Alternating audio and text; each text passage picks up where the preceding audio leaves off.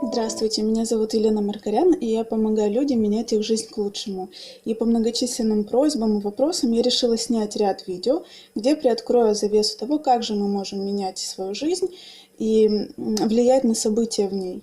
И сегодняшнее видео я посвящу теме, почему мы имеем то, что имеем, не получаем то, чего хотим, и откуда берутся вообще у нас проблемы в жизни на самом деле, да, какие корни этого. И почему эти проблемы мы можем решить, даже если нам кажется, что они зависят как бы не от нас, а от внешних обстоятельств и от других людей. Для простоты объяснения я воспользуюсь так называемой моделью тройственного ума. Ее предложил невролог Пол Маклин на основании десятилетий опытов. И он выделил такие 3 центра психической активности, назвал их условно умами. И первый из них – это рациональный ум. Он думает, да? За него отвечает наша самая молодая структура мозга, неокортекс. Благодаря ней мы можем думать абстрактно, стратегически, планировать, да, выстраивать какие-то планы, мечтать и мыслить творчески. Вот. Есть у нас эмоциональный ум, благодаря ему мы испытываем радость, счастье, гнев, злость, ярость, страх и так далее. Да? И есть у нас инстинктивный ум, его еще называют рептильный. Это самая древняя часть нашего мозга. И он принимает решения, которые, по его мнению, самые безопасные. И благодаря ему наше тело может выдавать быстрые реакции, позволяющие нам выживать. Да? Мы все знаем об инстинктах, таких как бежать, прятаться, нападать, кричать, замереть и так далее. И что, по моему мнению, здесь самое важное, как бы критическое, это то, что все эти разные умы, они обрабатывают информацию, выдают результат этой обработки и решения с кардинально разной скоростью. В частности, тогда как инстинктивный ум обрабатывает информацию за пару миллисекунд и дает уже команду телу реагировать, то наш рациональный ум все это делает за 500 миллисекунд. И как это влияет на нашу жизнь, как это проявляется на практике. Вот представьте, вы идете по лесу, и вдруг боковым зрением увидели змею. Вы моментально среагируете, отпрыгнете или закричите, или замрете. И только потом, когда рациональный ум обработает всю имеющуюся информацию, даст вам понять, что вам показалось. Да? Это бесспорно очень важное качество нашего мозга, благодаря которым, вот эта скорость реакции, да, и обработки информации, благодаря которому вообще мы как вид смогли выжить. Итак, как же это влияет на то, что мы имеем в нашей жизни, на нашу реальность, обстоятельства, в которых мы оказываемся? Каждое мгновение мы совершаем выбор, такое делаем микрорешение. В большей части это происходит неосознанно, на автомате, и благодаря этому мы экономим большое количество нашего внимания, сил и времени. И наш мозг как бы думает за нас без нашего осознанного вмешательства. И главным критерием в принятии любого решения, такого как бы неосознанного, это то, насколько оно будет безопасным для нас. Каждое мгновение наш мозг выбирает наиболее безопасный для нас вариант из всех возможных, и мы об этом даже не догадываемся. И вот набор таких микрорешений в итоге приводит к существующей на данный момент действительности. То есть определяет то, где мы находимся, с кем мы находимся, что мы делаем и так далее. Да? И то есть без вообще решений каких-либо мы бы не оказались там, где мы есть. И в этом вроде как нет ничего плохого. Да? Нами управляет та наша часть, которая желает нас защитить.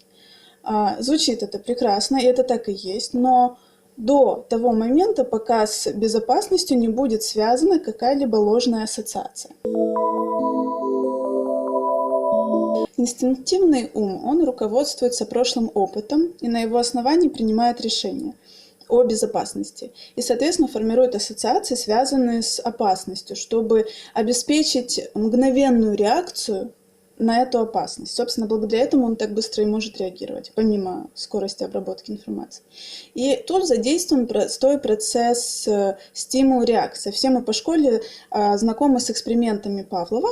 И вот, например, если животному на протяжении какого-то времени давать еду после того, как загорается лампочка, то в следующие разы слюноотделение этого животного автоматически будет интенсивным сразу после загорания лампочки, даже если еду ему не положили.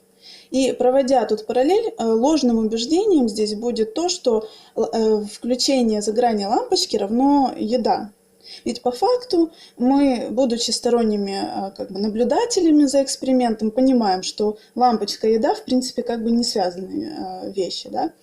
И по той же аналогии ложные ассоциации формируются и у нас.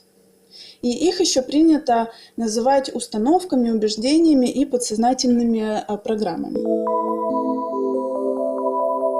Для примера, скажем, вот маленькая девочка могла в детстве увидеть, как ее отец бьет или ударил мать. И в этот момент у этой девочки может сложиться ассоциация, что мужчина или сильный мужчина равно опасность. И если такая ассоциация сложилась, то ее инстинктивный ум будет всю жизнь ее отводить, уводить от вот этой вот опасности, да, от источника этой опасности без ее ведома. В то время как она может даже не помнить того случая, который увидела когда-то в детстве, но опыт записался. И став взрослой, она не будет, например, понимать, почему у нее не складываются отношения с мужчинами. Или как так оказалось, что рядом с ней беспомощный, безинициативный, слабый мужчина. Вот. И такая ложная ассоциация с безопасностью выполняет роль шор, которая нас уводит от якобы опасности по жизни. Да? Вот. Не позволяет нам увидеть более полную картину. Например, случалось ли с вами такое, когда ваша реакция шла вперед ваших мыслей? Например, вот вы девушка, и приятный парень с вами заговорил, а вы вот внезапно отвернули, например, взгляд, да, прервав контакт и вообще дальнейшее с ним общение. А потом, не знаю, вернувшись домой, как-то вот мучились и думали, почему, интересный же парень был, да, и чего я так среагировала. В общем-то, хотелось бы познакомиться. Или, например, кто-то вам что-то предложил, и вы на автомате быстро отказались, да, а потом думали, от чего, собственно, я отказался. Или приняли решение поучаствовать в чем-то, а потом через какое-то время думаете, что я здесь делаю, как я здесь оказался и вообще зачем. И тут налицо отсутствие согласованности между решениями наших разных умов, рационального, эмоционального и инстинктивного. И результаты этого мы ощущаем как проблемные ситуации, да, в своей жизни. Вот. Еще такой пример. Вот представьте ситуацию, человек мечтает переехать в другую страну. Мечтать мы можем рациональным умом, да, и помните про разные скорости обработки информации и принятия решений. И рептильный мозг принимает решение задолго до того, как рационально и все обдумает и взвесит ситуацию. И поэтому наш рациональный ум пока он там работает, обдумывает, инстинктивно уже давно, все, положившись на прошлый опыт, все обдумал, принял решение и понял, что покидать привычное место обитания – это опасно, потому что неизвестно, что там ждет в дальнейшем, да, как там все сложится. И тут человек начинает чувствовать сомнения, и потом начинает откладывать необходимые действия для, допустим, переезда, да, а потом оттягивать свое решение. А потом на эмоциональном уровне испытывает еще такую, как подавленность, да, грусть от того, что ничего не получается у него, что жизнь не меняется, мечты не сбываются. Вот. И к этому еще может подтянуться какое-нибудь дополнительное чувство, которое еще сильнее укрепит его в этой позиции никуда не двигаться, не переезжать. Например, чувство вины, если он оставит больных родителей, да, уедет в другую страну. Вот. И выходит, что в этой ситуации все три ума одновременно тянут человека в разные стороны. Они настолько рассогласованы, что даже ни один из них, да, в одну сторону не смотрит.